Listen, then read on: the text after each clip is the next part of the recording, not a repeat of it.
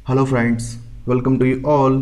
यहाँ पर आज हम डिस्कस करने वाले हैं यूपीपीसीएल जूनियर इंजीनियर इलेक्ट्रिकल का पेपर, जो कि 27 ऑफ नवंबर 2019 को कंडक्ट हुआ था मॉर्निंग शिफ्ट में। हम इसके इवनिंग शिफ्ट के पेपर को कर चुके हैं ऑलरेडी। अगर आपने उनको नहीं देखा है तो डिस्क्रिप्शन में मैं लिंक दे दूंगा और आप डायरेक्टली प्लेलिस्ट से भी उसको देख सकते हैं। फ्रेंड्स, अगर आप चैनल पर नए हैं तो चैनल को सब्सक्राइब करके रखें, ताकि आने वाले समय में जितने भी इंपॉर्टेंट नोटिफिकेशंस हैं वो आप तक पहुंच सके। तो चलिए फिर स्टार्ट करते हैं हम आज का लेक्चर। अगर आपको लेक्चर अच्छा लगे तो एट द एंड वीडियो को लाइक जरूर करें, और आपकी अगर कोई क्वेरी है तो कमेंट सेक्शन में कमेंट करके आप हमें बता सकते हैं, ठीक है। तो चलिए फिर स्टार्ट करते हैं आज का लेक्चर। फर्स्ट क्वेश्चन है, हमसे पूछा गया है कि फुल लोड स्पीड किसी इंडक्शन मोटर की इतनी है, ठीक है, और मोटर 3 फेज 50 हर्ट्ज पर ऑपरेट हो रही है। तो हमें बताना है कि इसमें नंबर ऑफ पोल कितने यूज किए गए हैं, ठीक है। देखो मैं बताता हूं, इसको सॉल्व करने के दो तरीके हैं। एक पहला तरीका हम देखें अगर, तो सीधा साधा हिट एंड ट्रायल, यानी कि हर एक वैल्यू को पुट करके देखो किसमें 120 F/P इक्वल टू NS। देखो यहाँ पे पोल गिवन है, पोल हमें यहाँ से देखना है। हम डायरेक्टली एक एक वैल्यू पोल की जगह पे पुट करके देखेंगे, ठीक है। और फ्रीक्वेंसी हमें क्वेश्चन में गिवन है, ठीक है, और स्पीड भी गिवन है हमें। बट हमें इस चीज़ का ध्यान रखना है कि मोटर इंडक्शन है, ठीक है, तो हमें स्लिप को भी कंसीडर करना पड़ेगा। नॉर्मली 2 to 5% स्लिप हमें देखने को मिलती है। अब इसमें हम अप्रोच कैसे करेंगे? देखो, जो स्मार्ट बच्चा होगा वो क्या करेगा, उसको सीधे सीधे वैल्यू पता होनी चाहिए उसको। जैसे कि अगर हम 2 पोल यूज करते हैं तो 3000 आरपीएम होता है सिंक्रोनस स्पीड का, ठीक है। अगर हम 4 पोल की बात करें, सबसे ज्यादा क्वेश्चन है 4 पोल ही देखने को मिलता है, ठीक है, मैक्सिमम टू मैक्सिमम 4 पोल ही देखने को मिलता है। तो मैक्सिमम हम आपको पता होना चाहिए कि 4 पोल के लिए 1500 आरपीएम होता है, ठीक है। 6 पोल के लिए 1000 आरपीएम होता है, और 8 पोल के लिए 750 आरपीएम होता है। तो आपको कुछ नॉमिनल वैल्यूज को याद करके रखना है जो फर्दर रिपीट होती रहती हैं।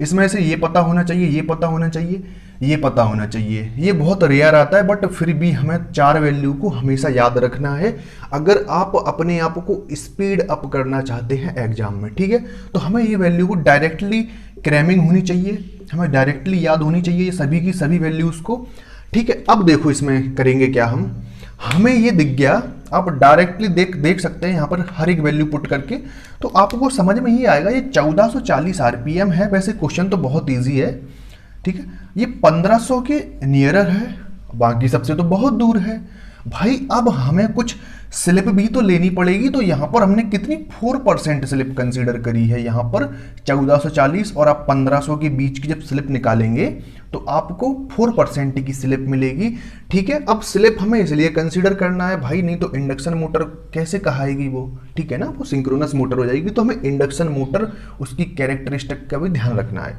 तो इसके लिए जो ऑप्शन करेक्ट होगा वो ऑप्शन करेक्ट हो जाएगा option number D, that is the 4 पोल, ठीक है। तो हम 4 पोल यूज करेंगे। नेक्स्ट सेकंड क्वेश्चन है हमारे पास, हमसे पूछा गया है कि इन जो टोपोलॉजी हमें गिवन है, इन टोपोलॉजी में से ऐसी कौन सी टोपोलॉजी है जिसमें मल्टीपल जो नोड्स होते हैं वो कनेक्ट होते हैं किससे, सेंट्रल कंपोनेंट से, ठीक है। यानी कि ये कहना क्या चाह रहा है, हमारे पास एक सेंट्रल कंपोनेंट है और ये यहां पे मल्टीपल नोड है, ठीक है, कुछ इस तरीके से समझ लीजिए। मल्टीपल नोड है हमारे पास, ये तो ये कनेक्टेड है। तो इस टोपोलॉजी को हम कहेंगे क्या, हमसे क्वेश्चन है बेसिकली ये पूछा गया है। तो सबको पता होगा भाई इस टोपोलॉजी के बारे में, ठीक है। ये कौन सी टोपोलॉजी है भाई, तो याद रखेंगे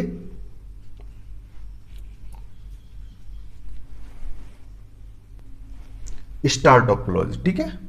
ऑप्शन बी करेक्ट होगा इसके लिए। स्टार टोपोलॉजी में बेसिकली हम करते क्या है, जो मिड पॉइंट होता है जिससे सभी चीजें कनेक्ट होती हैं उसको हम हब कहते हैं।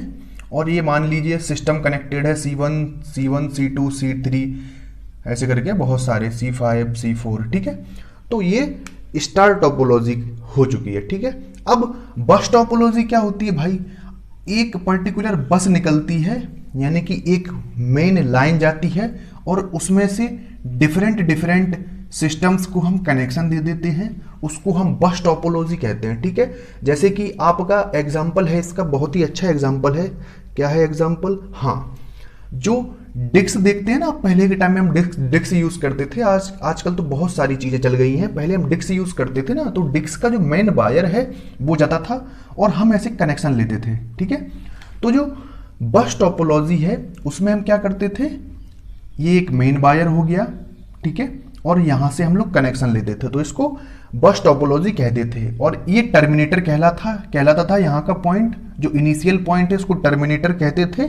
ठीक है, और ये जो मेन केबल होती थी इसको बैकबोन कहते थे। ठीक है, बैकबोन। ठीक है, तो ये आपको थोड़ा सा बस टोपोलॉजी का आइडिया हो गया। रिंग टोपोलॉजी की बात करें तो जितने भी सिस्टम कनेक्टेड होते थे, जैसे कि C1 C2 C3 तीन सिस्टम कनेक्टेड हैं, तीनों के तीनों सिस्टम आपस में एक रिंग बनाते थे। अगर इनमें से कोई भी सिस्टम खराब हो गया या आउट ऑफ सर्विस हो गया तो पूरा का पूरा सिस्टम फेलियर हो जाता था। ठीक है, पूरा का पूरा सिस्टम फेलियर हो जाता था। और रिंग टोपोलॉजी का हम आज भी यूज करते हैं। भाई कहां पर करते हैं, बताओ कहां करते हैं? Indian railway. इंडियन रेलवे इसका यूज करता है भाई। अच्छा क्वेश्चन है नॉलेज के बेस पे। ठीक है, अब ट्री टोपोलॉजी क्या होती है भाई? इन तीनों टोपोलॉजी में से किन्हीं दो का भी अगर आप कॉम्बिनेशन बना देते हैं तो भाई वो ट्री टोपोलॉजी हो जाती है बेसिकली। लेकिन सेकंड नंबर क्वेश्चन का जो आंसर है वो स्टार टोपोलॉजी है। ठीक है, नेक्स्ट मूव करते हैं अपने क्वेश्चन नंबर 3 पर। नेक्स्ट क्वेश्चन है हमारा, हमसे पूछा गया है कि निम्नलिखित मेटल्स में से हम कौन से मेटल को नहीं यूज कर सकते फ्यूज की तरह। ठीक है, तो आपको पता होना चाहिए कि जो आयरन है, हम आयरन को कभी भी फ्यूज की तरह यूज नहीं करते हैं। अब इसका रीजन क्या है कि भाई फ्यूज वायर होने के लिए हमें कंडक्टिविटी बहुत ज्यादा हाई चाहिए है, तो आयरन कभी भी हाई कंडक्टिविटी हमें नहीं दे सकता, तो हम आयरन के साथ कभी भी नहीं जाएंगे फ्यूज वायर बनाने के लिए। बाकी के तीनों ऑप्शन हैं, इनमें से सबसे ज्यादा यूज होने वाला, भाई करने को तो हम तीनों कर सकते हैं वैसे, बट सबसे ज्यादा हम जो यूज करते हैं वो हम लेड और टिन का एलॉय यूज करते हैं। ठीक है, इनका मिक्सचर यूज करते हैं। इसमें आई थिंक लेड 63 होता है, ठीक है, और ये 37% होता है। ठीक है, इनका परसेंटेज है ये, तो क्वेश्चन नंबर बी करेक्ट हो जाएगा तीसरे क्वेश्चन के लिए। नेक्स्ट क्वेश्चन नंबर 4 है हमारे पास। हमसे पूछा गया है जो मैक्सिमम कैपेसिटी होती है विंड पावर प्लांट की वो किससे ज्यादा नहीं हो सकती। ठीक है, किससे ज्यादा नहीं हो सकती बताना है हमें। अब देखो भाई, कैपेसिटी तो मेगावाट में होती है, ये तो पता होगा सबको। ठीक है ना, तो ये कैपेसिटी तो यहाँ पे पूछा नहीं गया है, तो बाय डिफॉल्ट हम यहाँ पर क्या कैपेसिटी को हम इफिशियंसी कंसीडर करेंगे। क्या कंसीडर करेंगे? As a efficiency. ठीक है, क्योंकि कैपेसिटी डिफरेंट थिंग होती है, उसको हम मेगावाट में एक्सप्रेस करते हैं, 5 मेगावाट 7 मेगावाट। ठीक है, जैसे अभी 150 मेगावाट कैपेसिटी का जो प्लांट है 2021 में ढाका के आसपास लगना है, वो एक अलग चीज है। तो भाई हमें पता लगा कि कैपेसिटी, इनने इफिशियंसी की बात करी है कैपेसिटी की जगह पर, तो इसकी इफिशियंसी कितनी होती है भाई? हमें इसकी इफिशियंसी अच्छे से पता है। हमें पता है भाई 35% से लेके 45% की रेंज में इसकी इफिशियंसी होती है, बट हमें जो एवरेज ऑप्शन दिख रहा है वो यही है भाई 40%, तो 40% ऑप्शन करेक्ट हो गया। अब एक क्वेश्चन मुझे अच्छा ध्यान में आ गया भाई, हमें मिनिमम कितने मीटर पर सेकेंड की बाइंड का जो एक्सेलरेशन है, बाइंड की जो स्पीड है कितनी चाहिए रहती है हमें? 5 मीटर पर सेकेंड की कम से कम बाइंड की, जो विंड हम यूज कर रहे हैं, जो हवा हम यूज कर रहे हैं, वायु यूज कर रहे हैं, उसकी स्पीड इतनी होनी चाहिए कम से कम, लीस्ट वैल्यू है ये। ठीक है, और जो एयर होती है, जो विंड होती है, उसको हम ट्रैक करने के लिए कौन सा मीटर यूज करते हैं? उसका हम पता लगाने के लिए, उसकी स्पीड का पता लगाने के लिए, उसकी स्थिति का पता लगाने के लिए हम एमिनोमीटर यूज करते हैं। एनीमोमीटर रहता है, एमिनोमीटर नहीं, सॉरी, एनीमोमीटर, एनीमोमीटर। ठीक है, ये इंपॉर्टेंट पॉइंट थे, आप इनको ध्यान में रख सकते हैं। नेक्स्ट मूव करते हैं हम। क्वेश्चन नंबर 5 है, हमसे पूछा गया है कि जो इंटरनल डायामीटर यूज करते हैं हम पाइप इलेक्ट्रोड के लिए ये कम नहीं होनी चाहिए कौन सी वैल्यू के, ठीक है, अगर ये कास्ट आयरन का बना है तो ठीक है, इसका ऑप्शन हो जाएगा 10 mm। बेसिकली इसका 16 mm के आसपास वैल्यू देखने को मिलता है, but according to the option 10 mm correct हो जाएगा। यानी कि जो पाइप है, देखो पाइप की इंटरनल डायामीटर है, ये पाइप है हमारा, इसकी कोई डायामीटर होगी तो इसकी जो इंटरनल डायामीटर है वो 10 mm से कम नहीं होना चाहिए, ठीक है। वैसे एक्चुअल में 16 mm के आसपास इसकी वैल्यू होती है, ठीक है।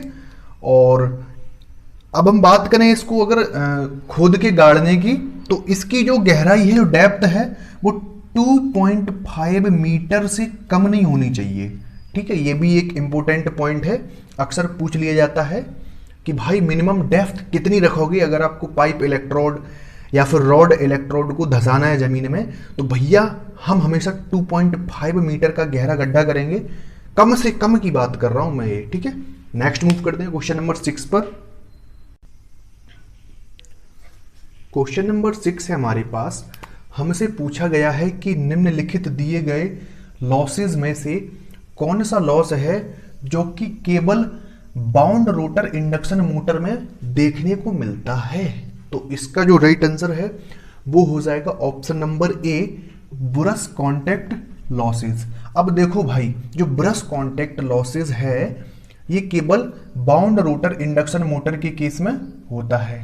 अब भाई हमें पता होना चाहिए, बाउंड रोटर के केस में हम स्लिप रिंग्स यूज करेंगे, अगर हम 3 स्लिप रिंग्स यूज करेंगे तो भाई हमें 3 ब्रश भी तो चाहिए पड़ेंगे ना, ठीक है ना।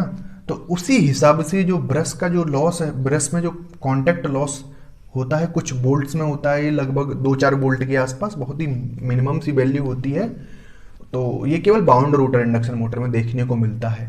नॉर्मली जो स्क्विरल केज इंडक्शन मोटर होती है उसमें देखो ना तो कोई ब्रश यूज करते हैं हम, ना ही कोई स्लिप रिंग यूज करते हैं, तो उसमें किसी भी तरीके का ब्रश कांटेक्ट लॉस नहीं होता है, ठीक है। नेक्स्ट बढ़ते हैं। नेक्स्ट क्वेश्चन है हमारा, हमसे पूछा गया है कि जो रिलायबिलिटी इंडेक्स होता है, विश्वसनीयता सूचकांक होता है किसी भी इलेक्ट्रिकल सिस्टम के लिए, ठीक है, उसको हम किस फॉर्मेट में एक्सप्रेस करते हैं, यानी कि नॉर्मली हमसे उसका फॉर्मूला पूछा गया है, ठीक है। तो आप लिखिए यहां पे क्या, रिलायबिलिटी इंडेक्स, ठीक है। रिलायबिलिटी इंडेक्स का जो फॉर्मूला है वो है ऑप्शन ए, ठीक है, total hour minus interrupt hour upon total hour, और इसको हम वार्षिक रूप से एनुअली कैलकुलेट करते हैं, पर ईयर में इसको निकाला जाता है। अब इसका मतलब क्या है भाई रिलायबिलिटी इंडेक्स का, तो देखो मैं आपको थोड़ा सा आइडिया दे देता हूं। मान के चलिए कोई डिस्ट्रीब्यूशन कंपनी है, आपको पावर डिस्ट्रीब्यूट करती है, अब उसका जो सिस्टम है जो वो आपको प्रोवाइड कर रही है, जिस सिस्टम के थ्रू वो आपको इलेक्ट्रिसिटी प्रोवाइड कर रहे हैं, तो उसकी भी कुछ रिलायबिलिटी होती है। तो ओवरऑल सिस्टम की अगर हम रिलायबिलिटी देखें इस केस में, तो आप क्या करेंगे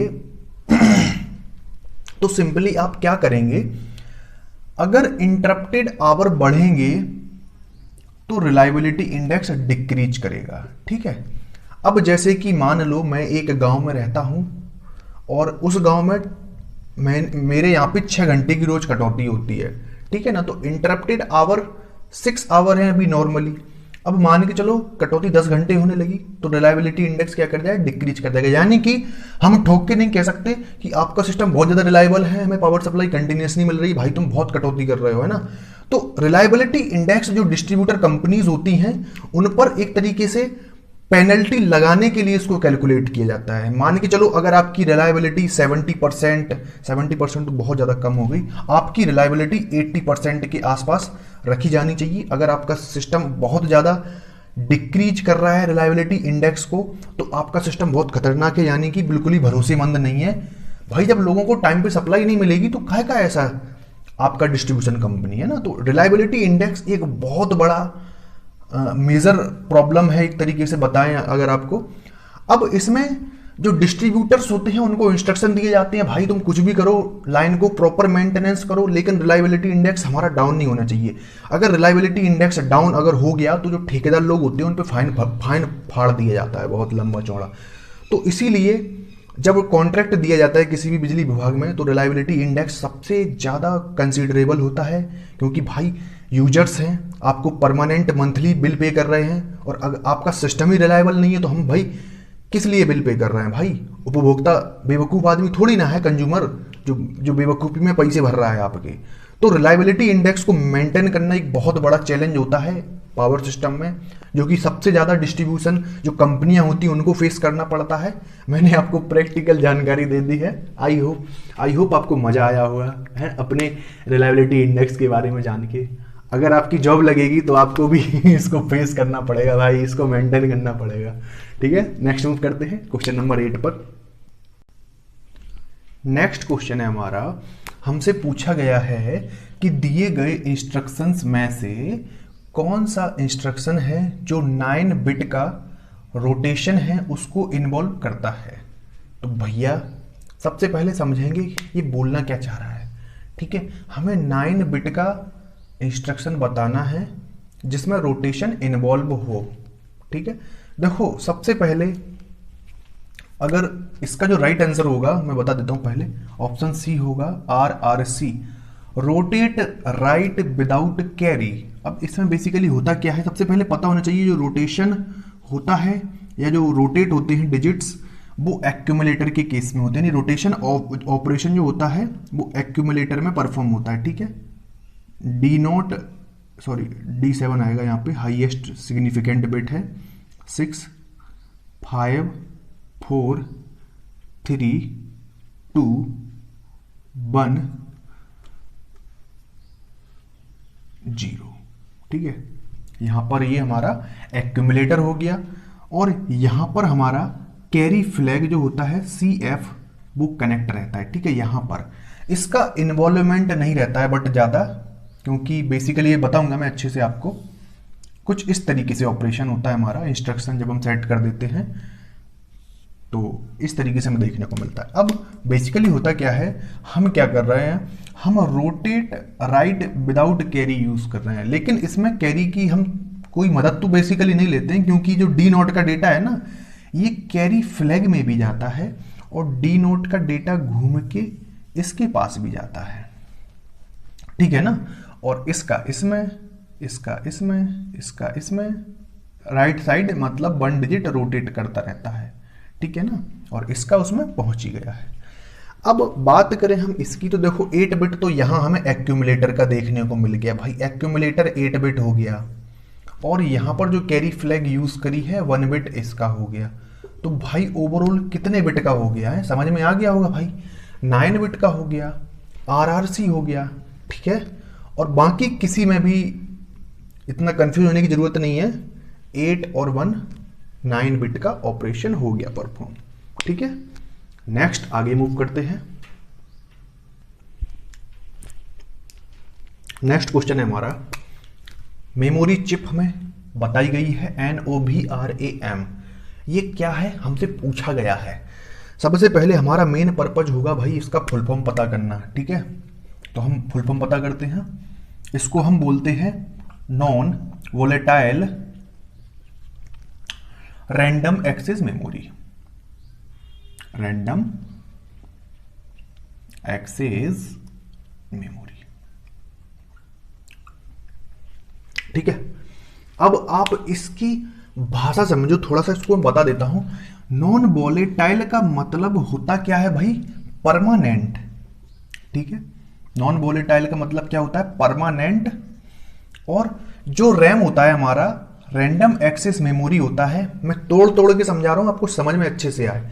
जो रैंडम एक्सेस मेमोरी होता है हमारा, रैम होता है वो होता है वोलेटाइल मेमोरी, ये एक पार्ट होता है वोलेटाइल मेमोरी का। ठीक है, वोलेटाइल का मतलब ही क्या होता है भाई, टेम्पररी, कोई भी चीज टेम्पररी टाइम के लिए स्टोर करी जाए, यानी कि पावर ऑफ डेटा गायब। ठीक है, ये टेम्पररी होता है, ये परमानेंट होता है। तो आपको इतना आइडिया तो हो गया होगा भाई कि जो नॉब रोम हम यूज कर रहे हैं ये परमानेंट और टेम्पररी मेमोरी का कॉम्बिनेशन है। ठीक है, बेसिकली इसका जो आंसर है वो ऑप्शन सी है। ठीक है, combination of EEPROM and RAM. EEPROM यानी electrical erasable programmable read only memory, and random access memory. ठीक है, तो इसमें रोम दिख गया और आपको रैम दिख गया। अब जैसे कि मैं बता चुका हूं कि भाई रैम क्या है, रैम टेम्पररी मेमोरी है, रोम क्या है, रोम परमानेंट मेमोरी है।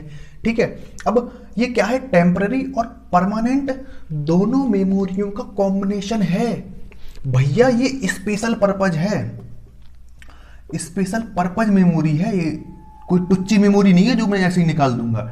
बहुत इंपॉर्टेंट मेमोरी है। इस मेमोरी का यूज हम वहां करते हैं जहां पर बहुत ही इंपॉर्टेंट डेटा को खोने की आशंका रहती है। बेसिकली होता क्या है, मान लीजिए आप कोई इंपॉर्टेंट काम कर रहे हैं स्काडा पे, या फिर जो आपको देखने को मिलता है पावर सब स्टेशन पे हम स्काडा यूज करते हैं नॉर्मली पावर को ट्रैक करने के लिए। अब किसी कारण से देखो भाई सिस्टम है हमारे पास, हम गारंटी तो नहीं ले सकते कि पावर कभी जाएगा नहीं।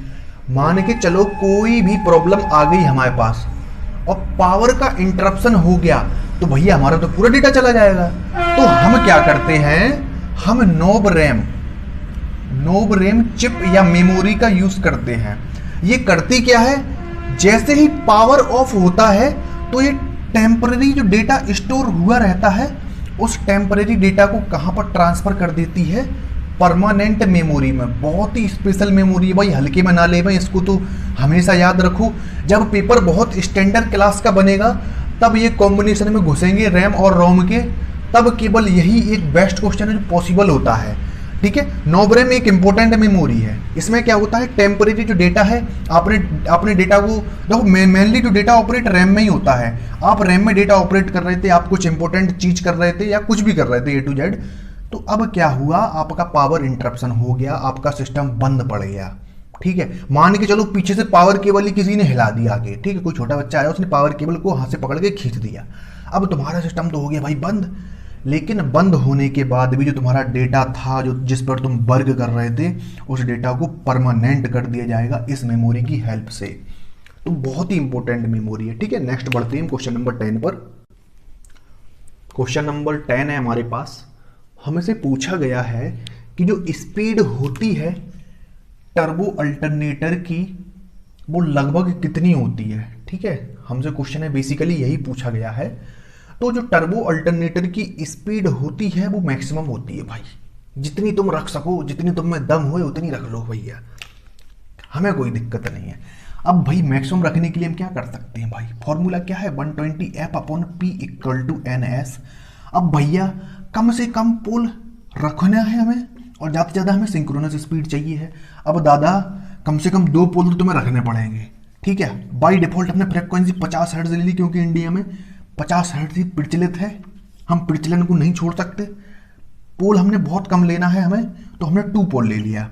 जब हम 2 पोल लेंगे तो भैया 3000 RPM आ जाएगा। अगर हम पोल 4 कर देंगे तो कितना आ जाएगा भाई, 1500 आ जाएगा। ठीक है ना, तो लगभग 1500 से लेके 3000 RPM के बीच में स्पीड होने चाहिए। That is the option number B is the correct.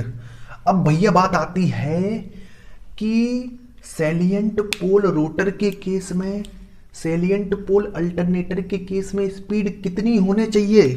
देखो मैं क्वेश्चन बदल चुका हूं, याद रखिएगा भैया, नहीं तो भाई समझ लो। ठीक है, सैलिएंट पोल रोटर की बात कर रहा हूं भाई मैं। सैलिएंट पोल रोटर के केस में जो स्पीड है अल्टरनेटर की वो कितनी होनी चाहिए भाई, 125 से 500 RPM। ठीक है, यानी कि कई बार इसका क्वेश्चन लगभग 350 RPM पर भी टिपिकल वैल्यू मान के चलते हैं, लेकिन इसकी जो सही एक्चुअल रेंज है 125 to 500 और कई जगह इसको 1000 तक ही मानते हैं। ठीक है, अब सैलिएंट पोल में कम स्पीड होने का कारण ये है भाई कि जो सेंट्रीफ्यूगल फोर्स होता है वो डायरेक्टली प्रोपोर्शनल टू रेडियस के स्क्वायर के होता है। अब आपको पता होगा भाई सबसे ज्यादा रेडियस किसके पास होती है, सैलिएंट पोल रोटर के पास, क्योंकि इसका डायामीटर बहुत लार्ज होता है। ठीक है, डायामीटर लार्ज होगा तो रेडियस भाई ऑब्वियस सी बात है ज्यादा होगी। रेडियस ज्यादा होगी, अगर रेडियस ज्यादा होगी तो सेंट्रीफ्यूगल फोर्स भी ज़्यादा होगा, और अगर सेंट्रीफ्यूगल फोर्स ज़्यादा होगा तो टूट फूट भी ज़्यादा होगी। तो टूट फूट को बचाने के लिए हमें क्या करना पड़ता है भाई, हमें स्पीड को कम रखना पड़ता है सैलिएंट पोल रोटर के केस में। लेकिन अगर हम बात करें टर्बो अल्टरनेटर की, तो टर्बो अल्टरनेटर की रेडियस बहुत ज़्यादा कम होती है। जब रेडियस कम तो सेंट्रीफ्यूगल फोर्स कम, और जब सेंट्रीफ्यूगल फोर्स कम कोई दिक्कत ही नहीं है, भगाओ जितना भगा सकते हो तो भगाते हैं भाई अपन पूरी दम लगा के, 2 पोल बना के, 4 पोल बना के, कोई प्रॉब्लम नहीं है। ठीक है, क्वेश्चन के अकॉर्डिंग जो सही आंसर है वो बी हो जाएगा।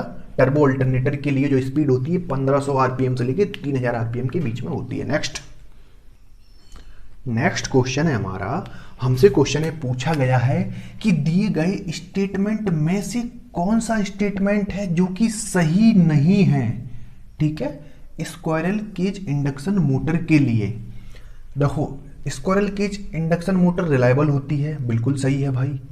मेंटेनेंस फ्री होती है, बिल्कुल सही है, क्योंकि इसमें स्लिप रिंग का झमेला नहीं होता है।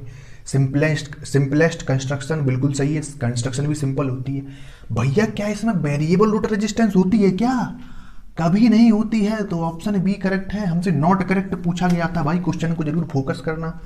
जो वेरिएबल रोटर रेजिस्टेंस होती है ये भैया बाउंड रोटर या स्लिप रिंग इंडक्शन मोटर में देखने को मिलता है, बाउंड रोटर, और इसी को हम एक नाम और रखते हैं इसका स्लिप रिंग, क्योंकि इसमें स्लिप यूज करते हैं। देखो बाउंड रोटर इसका मेन नेम है, वो तो स्लिप रिंग हमने स्लिप के दम पे इसको बना दिया है, स्लिप करके हमने स्लिप रिंग कर दिया इसको। ठीक है, तो दोनों नेम है इसके, याद रखिएगा। 12 क्वेश्चन में मूव करते हैं। नेक्स्ट क्वेश्चन है हमारा, किसी ट्रांसमिशन लाइन में जो रिसीविंग एंड वोल्टेज होता है वो ज़्यादा होता है सेंडिंग एंड वोल्टेज से अंडर नो लोड कंडीशन और लाइट लोड कंडीशन। इस फेनोमेना को हम क्या कहते हैं, इस घटना को हम क्या कहते हैं भैया? तो इस घटने का सीधा सीधा सा नाम है भाई फेरेंटी इफेक्ट। जब रिसीविंग एंड का वोल्टेज सेंडिंग एंड के वोल्टेज से ज़्यादा हो जाए, ठीक है, तो हम उसको फेरेंटी इफेक्ट कहते हैं। ठीक है, जैसे कि मैंने आपको बहुत कम बताया और आपको बहुत ज़्यादा मालूम हो जाए तो उसको हम फेरेंटी इफेक्ट कहते हैं। ठीक है, अब फेरेंटी इफेक्ट में इसको नलीफाई करने के लिए, कंपनसेट करने के लिए हम क्या करते हैं, तो भैया हम शंट रिएक्टर का यूज़ करते हैं। किसका यूज़ करते हैं हम? शंट रिएक्टर का यूज़ करते हैं। जितनी भी लाइन की चार्जिंग करंट होती है, देखो फेरेंटी इफेक्ट लाइन में, लॉन्ग और मीडियम ट्रांसमिशन लाइन में कैपेसिटेंस इफेक्ट के कारण होता है। इस कैपेसिटेंस इफेक्ट के कारण लाइन में चार्जिंग करंट फ्लो होती है, और वो चार्जिंग करंट जो फ्लो होती है उसको एब्जॉर्ब करवाने के लिए हम एक शंट रिएक्टर का यूज़ करते हैं, जो कि सारी की सारी चार्जिंग करंट को अपने आप में ले लेता है।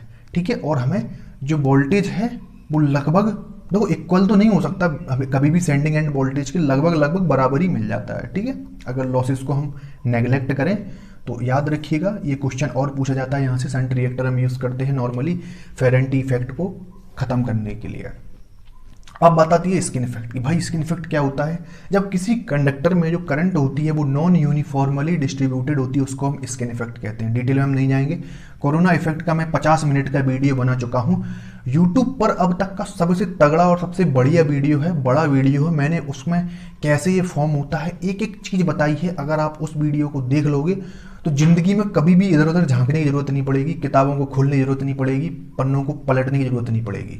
ठीक है, तो कोरोना इफेक्ट में भी मैं बता चुका हूँ। इसमें बेसिकली होता क्या है, जब हमारा जो एयर होती है, एयर का ब्रेकडाउन हो जाता है, तो उस केस में क्या होता है, जो ब्लूइश वॉयलेट ग्लो प्रोड्यूस होता है, और उसी ग्लो को हम कोरोना इफेक्ट कहते हैं। और कोरोना इफेक्ट में बेसिकली हिसिंग नॉइज भी प्रोड्यूस होती है। आपने देखा होगा सी सी सी सी की आवाज़ आती है, वही हिसिंग नॉइज होती है, उसी को हम हिसिंग नॉइज कहते हैं। ठीक है, तो ऑप्शन डी करेक्ट हो जाएगा क्वेश्चन नंबर 12 के लिए। नेक्स्ट मूव करते हैं। बाकी मैं जल्दी ही स्किन इफेक्ट पर भी एक लेक्चर अपलोड कर दूंगा। ठीक है, नेक्स्ट क्वेश्चन है हमारा, हमसे पूछा गया है कि जो इरेगुलरिटी फैक्टर होता है पॉलिश कंडक्टर के केस में, ये कितना होता है? तो देखो भैया, जो इरेगुलरिटी फैक्टर होता है पॉलिश कंडक्टर के लिए, ये ऑप्शन डी करेक्ट है, ये 1 होता है। भैया मैं देखो सही बताऊं आपको, मैं रिकमेंड करूंगा भैया, अगर आप मुझे फॉलो करते हैं तो कोरोना पावर लॉस का वीडियो मैं बहुत पहले बना चुका हूं। उसमें से मैं गारंटी देता हूं 100%, कोई एक क्वेश्चन ही बाहर नहीं जाएगा। बहुत ब्रॉड लेवल पर बहुत सोच समझ के उस लेक्चर को प्रिपेयर किया गया है, और जितने भी ये क्वेश्चन दिख रहे हैं ना पेपर में आपको, सब के सब क्वेश्चन उसमें आपको देखने को मिल जाएंगे। जो लेक्चर है हमारा, हमें पता करनी है रेजिस्टेंस की वैल्यू को, जिसको हमने सीरीज में ऐड किया है, ठीक है। एक डी आर्सेनवाल मान के चलिए, एक डी आर्सेनवाल जो गैल्वेनोमीटर है हमारे पास वो है, ठीक है। उसमें से करंट कितनी फ्लो हो रही है, 1 मिली एम्पियर करंट फ्लो हो रही है, 50 ओम का उसका इंटरनल रेजिस्टेंस है। और हमें क्या करना है, हमें 10 वोल्ट फुल स्केल वोल्टमीटर में इसको कन्वर्ट करना है। देखिए सवाल को आप डायग्राम से समझिए। हमारे पास एक डी आर्सेनवाल टाइप का गैल्वेनोमीटर है, उसकी इंटरनल रेजिस्टेंस भैया कितनी है, उसकी इंटरनल रेजिस्टेंस 50 ओम है। इसमें से करंट कितनी फ्लो कर रही है भैया, तो करंट इसमें से 1 मिली एम्पियर की करंट फ्लो कर रही है, ठीक है।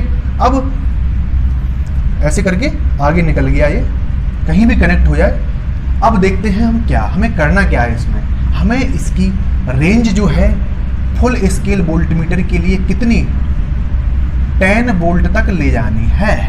अब इसकी सबसे पहले हम इनिशियल रेंज निकालेंगे, तो पता होगा भाई V इक्वल टू क्या होता है, I इंटू R, ठीक है। I यानी कि इसमें फ्लो होने वाली करंट, और इंटरनल रेजिस्टेंस भाई कितना है, 50 ओम है। तो हम दोनों का मल्टीप्लाई कर देंगे, तो 50 इंटू 10⁻⁻3, ठीक है। तो यहां से हमें कितनी वैल्यू मिलेगी, इतनी ही रहने देते हैं, 50 मिली वोल्ट, ठीक है। 50 मिली वोल्ट का इसमें से करंट फ्लो, सॉरी वोल्टेज हमें मिल रहा है। इनिशियली ये 50 वोल्ट को मेजर कर रहा है, 50 मिली वोल्ट को मेजर कर रहा है। मैं लिख देता हूं, एक सेकंड। 50 मिली तो हो गया, वोल्ट को मेजर कर रहा है, ओके। अब हमें इसकी रेंज बढ़ानी है कितनी, 10 वोल्ट तक इसको ले जाना है। तो भैया हमें 50 से लेकर 50 मिली वोल्ट से लेकर 10 वोल्ट तक जाना है। तो हमें इसमें क्या मल्टीप्लायर ऐड करना पड़ेगा, हमें इसमें क्या मल्टीप्लायर ऐड करना पड़ेगा। तो भैया हमें मल्टीप्लायर की वैल्यू पता होना चाहिए। तो RSE जो सीरीज रेजिस्टेंस है, इसकी वैल्यू हमें पता करनी है। RSE इक्वल टू, थोड़ा सा इसको ऊपर कर देता हूं भाई, RSE equal to M-1 into RM, ठीक है। M-1 यानी कि हाईएस्ट वैल्यू 10 है, लोएस्ट वैल्यू लीस्ट वैल्यू 50 है, 50 इंटू 10⁻⁻3 है, ठीक है। अब क्या होगा, इससे तो ये कट जाएगा, 0 से 0 खत्म हो गया।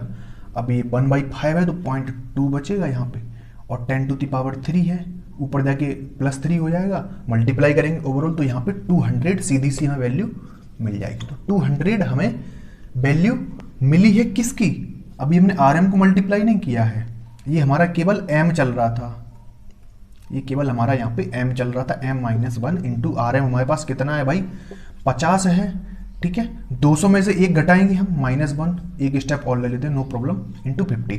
200 में से 1 घटाएंगे तो कितना 199 आएगा। 199 में जब आप 50 का मल्टीप्लाई करेंगे तो फाइनली आपको इतना मिल जाएगा, 9950। That is the option number C is the correct, ठीक है। आप इसको कर भी सकते हैं, 9×45 यूनिट डिजिट 5 हो गया, 9×45 यूनिट डिजिट 5 हो गया, इन दोनों में से एक आंसर होगा। 9×45, 45 और 4 49, फिर यहाँ पे 9 मिल गया। ऐसे ऐसे करके आप पता कर लेंगे, 5 × 5 = 9, तो 9950 final answer option C correct हो जाएगा। इसके लिए आसान क्वेश्चन था। देखो सबसे पहले क्वेश्चन की फीलिंग्स को समझा करें आप, उसके बाद चीज़ें आपके लिए बहुत आसान हो जाएंगी, ठीक है। तो ऑप्शन सी करेक्ट हो जाता है 14 क्वेश्चन के लिए। नेक्स्ट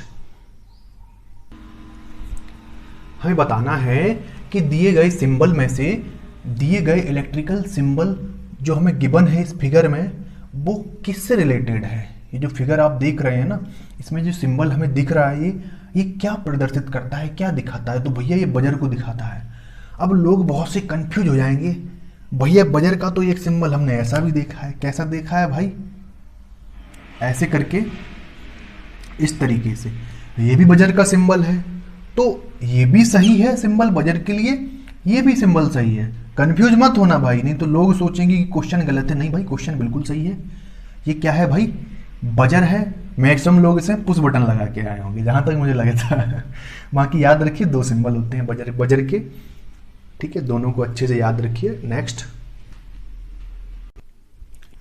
नेक्स्ट क्वेश्चन है हमारा, हमसे क्वेश्चन है पूछा गया है कि दिए गए टाइप में से कौन सा टाइप है जो कि 3 पार्ट टैरिफ का टाइप है। ठीक है, टाइप बताना है हमें 3 पार्ट टैरिफ का।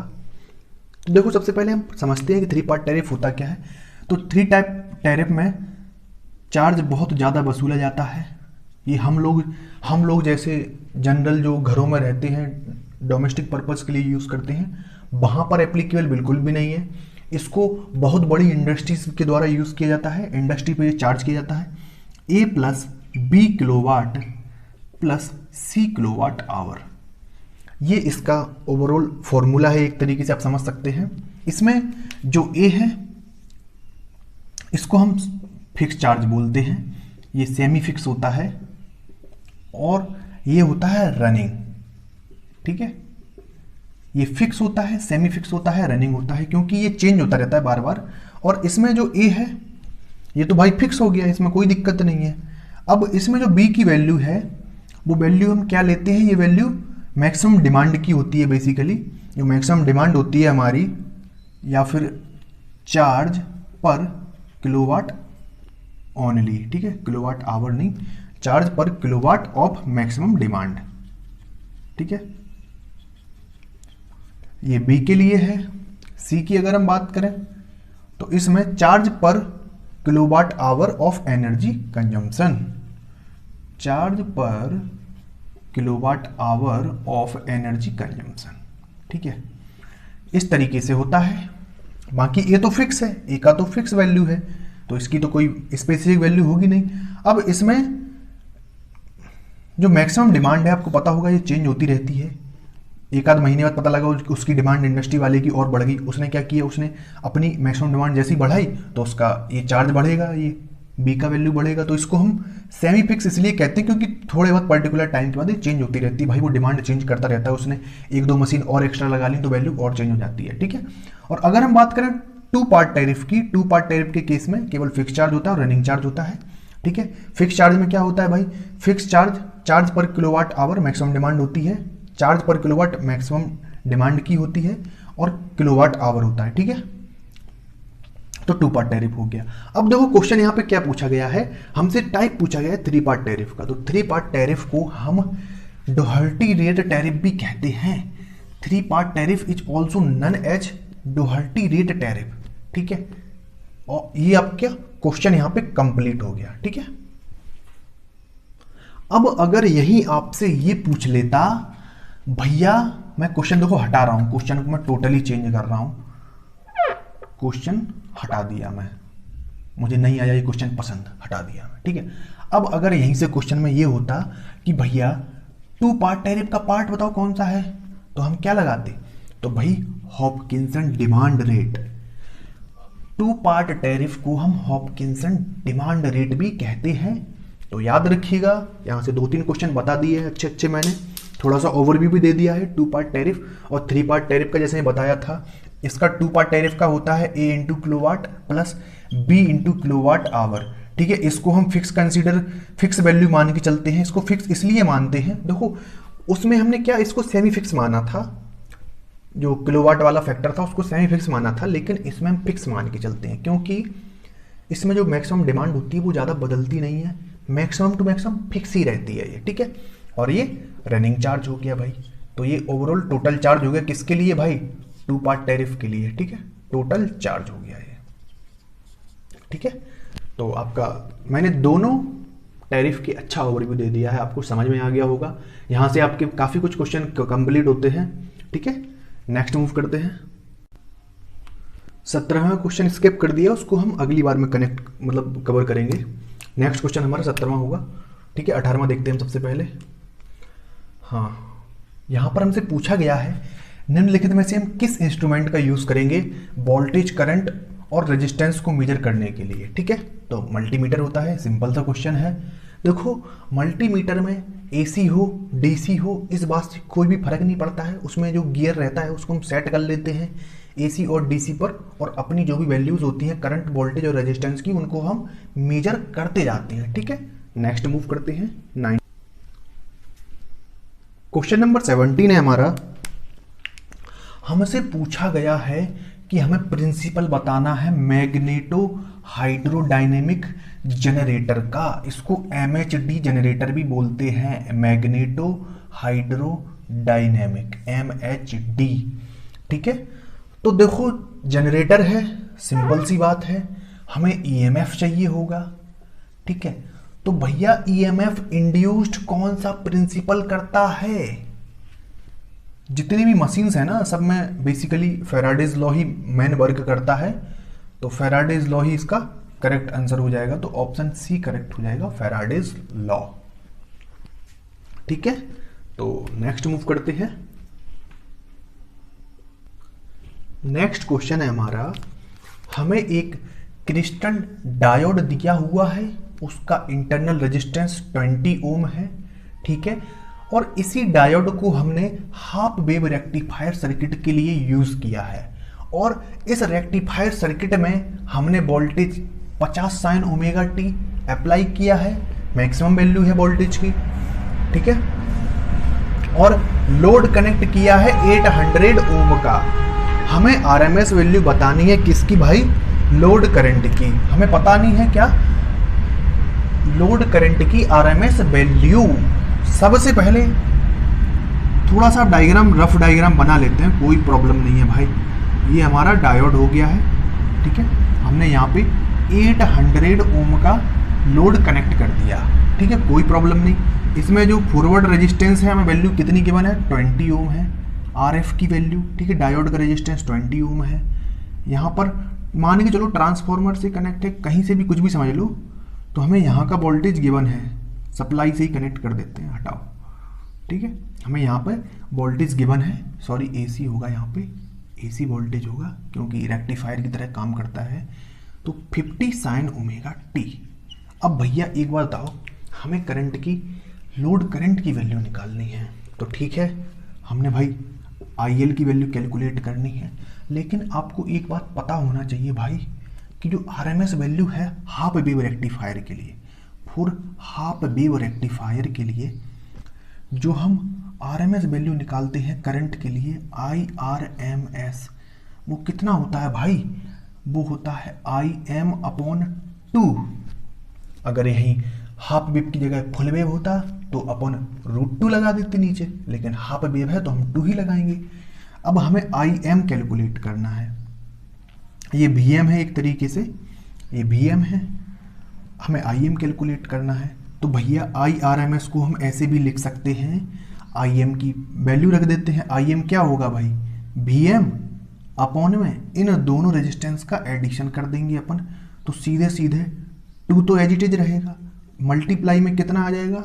800 + 20। ठीक है, अब VM की वैल्यू, मैक्सिमम वैल्यू, ये वोल्टेज है ये, तो वोल्टेज हमें इसमें जो 50 है ये VM की वैल्यू है। ठीक है, तो हम VM की वैल्यू रखेंगे 50 हमने पुट करी यहाँ पे 820, 82 दूनी 164, सीधे सीधे 164 आ गया भाई, और 820 था, यहाँ पे 1 जीरो और बचेगा। ठीक है, जब आप इसको सॉल्व करने के लिए जाएंगे तो यहाँ पे पूरा का पूरा डेटा मिली एम्पियर में है, तो हम क्या करेंगे? हम 1000 से मल्टीप्लाई करेंगे और मिली एम्पियर लिखते चलेंगे। जब आप इसको फाइनली सॉल्व करेंगे, ठीक है, 5000 को 164 से डिवाइड करोगे तो आपको 30.5 आंसर मिलेगा। That is the option number B is the correct. ठीक है, क्वेश्चन नंबर 20 है हमारे पास। हमें एक पावर प्लांट गिवन है, उसमें जो कैपेसिटी है पावर जनरेटर की, टरबाइन की, बॉयलर की, प्लांट साइकिल की और ओवरऑल प्लांट की, जितनी भी कैपेसिटी है हमें सभी की सभी गिवन है। ठीक है, ये सभी वैल्यू कैपेसिटीज हैं, डिफरेंट पावर जनरेटर हो गया, टरबाइन हो गया, बॉयलर हो गया, और प्लांट का साइकिल बेसिकली रैंकिन साइकिल पर वर्क करता है हमारा थर्मल पावर प्लांट। ठीक है, अब हमसे पूछा गया है, हमें बताना है कि कितने % जो इलेक्ट्रिसिटी है वो कंज्यूम हो रही है किसमें भाई? ऑक्सिलरी मैकेनिज्म को रन करने के लिए। ठीक है, अब पहले ऑक्सिलरी मैकेनिज्म होता क्या भाई? हम फैन यूज करते हैं, हम फीड वाटर पंप यूज करते हैं, बहुत सारी चीजें ऐसी होती हैं जो हम ऑक्सिलरी मैकेनिज्म के तौर पर यूज करते हैं, जो कि कुछ ना कुछ काम जरूर करती हैं, अपना कॉन्ट्रीब्यूशन जरूर देती हैं पावर के प्रोडक्शन में। अब बेसिकली बात आती है तो हम कैसे फाइंड करेंगे। सबसे पहले अगर हम बात करें, अगर हम ऑक्सिलरी मैकेनिज्म की इफिशियंसी पता कर लें और उसको 1 में से माइनस कर दें तो हमें सीधा ओवरऑल जो ऑक्सिलरी मैकेनिज्म में कंज्यूम पावर है वो मिल जाएगी। चलो देखते हैं इसको कैसे अप्रोच करना है। सबसे पहले हम लिखेंगे इसका formula, auxiliary mechanism efficiency. Auxiliary mechanism efficiency, इसका फॉर्मूला होता है भाई सीधा, सबसे ऊपर हम लिखते हैं प्लांट की इफिशियंसी, कि हमारा प्लांट कितनी इफिशियंसी दे रहा है। बेसिकली आपको पता होगा जो थर्मल पावर प्लांट है लगभग ऐसा ही देता है, 35% से नीचे ही देता है, 30 से 35% के आसपास इसकी जो इफिशियंसी रहती है। ओवरऑल इफिशियंसी की बात कर रहा हूं, ठीक है, तो उतनी हमें देखने को मिल जाती है।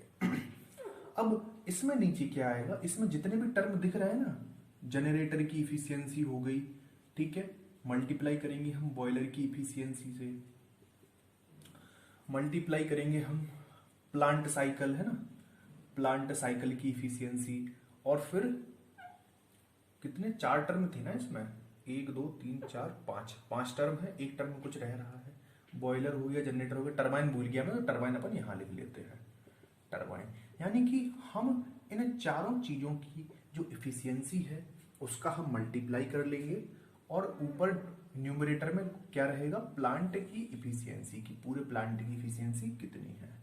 अब हमें प्लांट इफिशियंसी कितनी गिवन है, 0.33, तो सिंपली 0.33 यहां पर हम वैल्यू रखेंगे। जनरेटर के लिए हमारे पास 0.97 है, 0.97 है।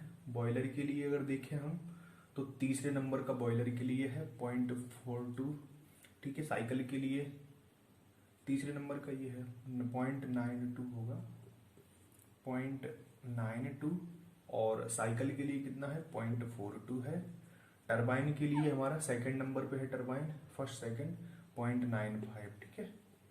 इस तरीके से हम इन पूरी कैलकुलेशन को सॉल्व करेंगे तो हमें यहाँ पे कितना मिलेगा 0.33, और जब इन पूरी वैल्यू को हम सॉल्व करेंगे तो हमें मिलेगा 0.3560, ठीक है।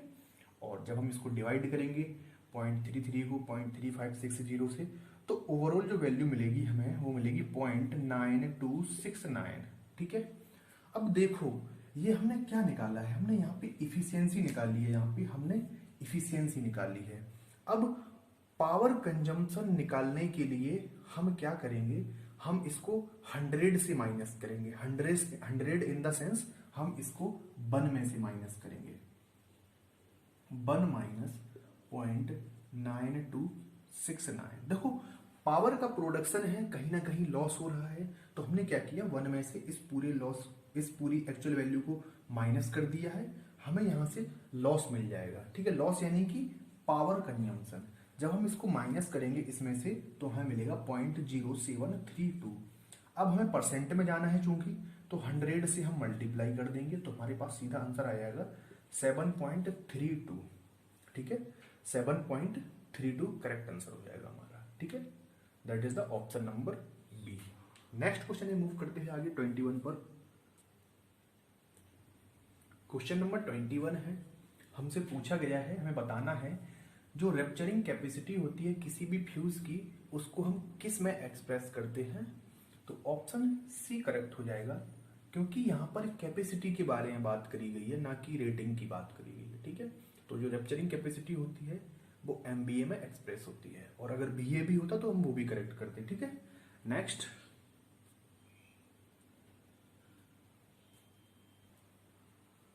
क्वेश्चन नंबर 22 है, हमसे पूछा गया है कि एक 3 इनपुट एंड गेट है, ठीक है, उसका जो आउटपुट है वो हाई कब होगा, हाई यानी कि 1, वो 1 कब होगा, यानी कि हमें बताना है कि हमारे पास एक एंड गेट है, उसमें हमने 3 टर्मिनल इनपुट की तरह यूज किए हैं, तो उसका जो आउटपुट है वो हमें 1 कब मिलेगा, 1 इन द सेंस हाई कब मिलेगा, ठीक।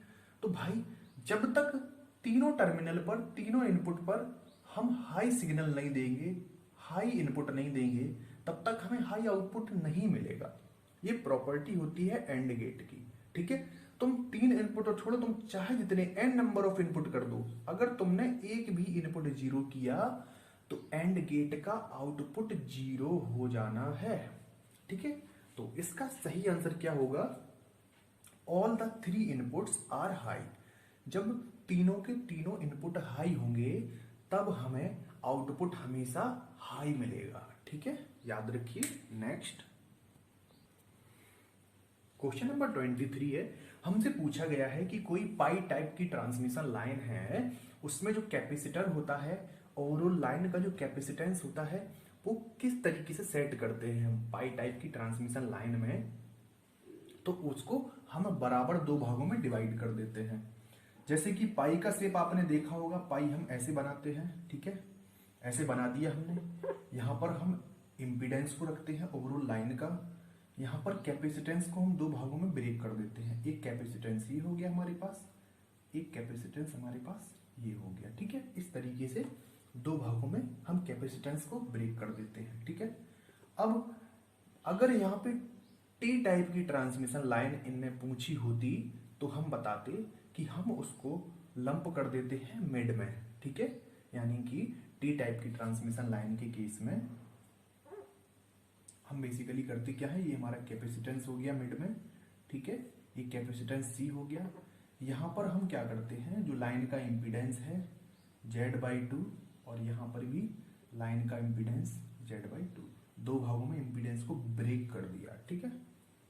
तो आपका जो 23 का सही आंसर है वो डी हो जाएगा। हम पाई नेटवर्क में कैपेसिटेंस को इक्वल 2 पार्ट में डिवाइड कर देते हैं, C/2 C/2, ठीक है। नेक्स्ट क्वेश्चन है हमारा।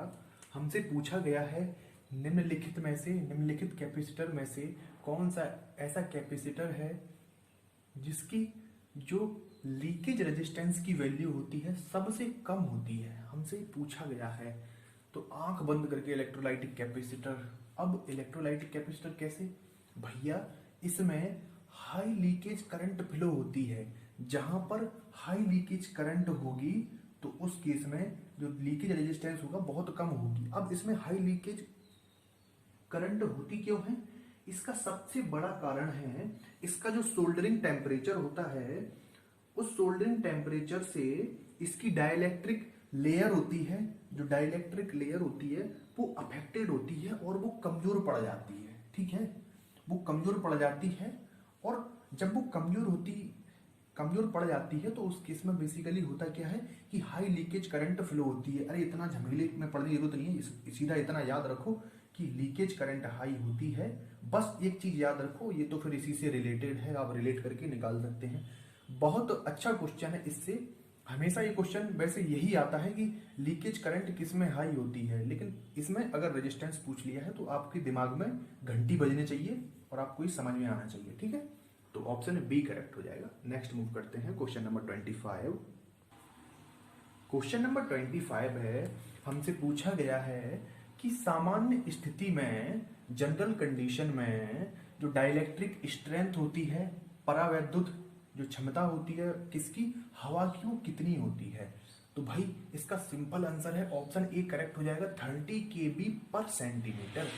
अब ये डाइलेक्ट्रिक स्ट्रेंथ होती क्या है? डाइलेक्ट्रिक स्ट्रेंथ का मतलब वो चीज होती है जहां पर एयर का ब्रेकडाउन हो जाता है, ठीक है, एयर का ब्रेकडाउन हो जाता है। ब्रेकडाउन इन द सेंस कि जो एयर पार्टिकल्स हैं वो प्लस माइनस में आयोनाइज्ड हो जाते हैं, ठीक है, और उसी को हम डाइलेक्ट्रिक स्ट्रेंथ कहते हैं। तो हमें बताना था कि किस पर्टिकुलर वोल्टेज पर, ठीक है, किस पर्टिकुलर वोल्टेज पर जो एयर है, एयर की डाइलेक्ट्रिक स्ट्रेंथ होती है, तो वो होती है 30 kb/cm। देखो मैं बताऊं, मैंने जो डाइलेक्ट्रिक स्ट्रेंथ के बारे में बहुत अच्छे से अपने कोरोना पावर लॉस वाले वीडियो में ही बताया है भाई। उसमें बहुत सारी चीजें हैं जो इर्द गिर्द की अच्छी अच्छी चीजें कवर करी गई हैं। अभी इन 25 क्वेश्चन में से मैंने 3 से 4 क्वेश्चन लगभग अपने लेक्चर में से ही नोटिस करे हैं। आप समझ रहे हैं वो कितना इंपॉर्टेंट लेक्चर है, 53 मिनट का। बट उसमें आपको थोड़ा सा पेशेंस रखना पड़ेगा भाई, बहुत अच्छे से उसको समझना पड़ेगा। अगर आपने बीच में लेक्चर को थोड़ा भी स्किप किया तो चीज़ें आपके दिमाग से उड़ जाएंगी। ठीक है, अगर आप चाहते हैं सिंसियरली, कोरोना पावर लॉस की जितने भी कंसेप्ट हैं ये भी कोरोना लॉस से ही बिलोंग करता है भाई, क्योंकि जब तक डाइलेक्ट्रिक स्ट्रेंथ का ब्रेकडाउन नहीं होगा हवा की, तब तक कोरोना पावर लॉस होता ही नहीं है, बेसिकली देखने को नहीं मिलता हमें। ठीक है, तो ये भी कोरोना पावर लॉस का ही एक तरीके से आप समझ सकते हैं कि एक कंसेप्ट है। अब आप पर डिपेंड करता है कि आप कितने सिंसियरली इस लेक्चर को देखते हैं और अपने कंसेप्ट पे 4 चांद और लगाते हैं। ठीक है, तो आज के लिए इतना ही। तो हम बाकी के क्वेश्चन जल्दी ही मैं लेकर आऊँगा। अगर आपको लेक्चर अच्छा लगा है तो लाइक जरूर किया करें, और अगर आपकी कोई क्वेरी है तो कमेंट सेक्शन में कमेंट करके आप हमें बता सकते हैं।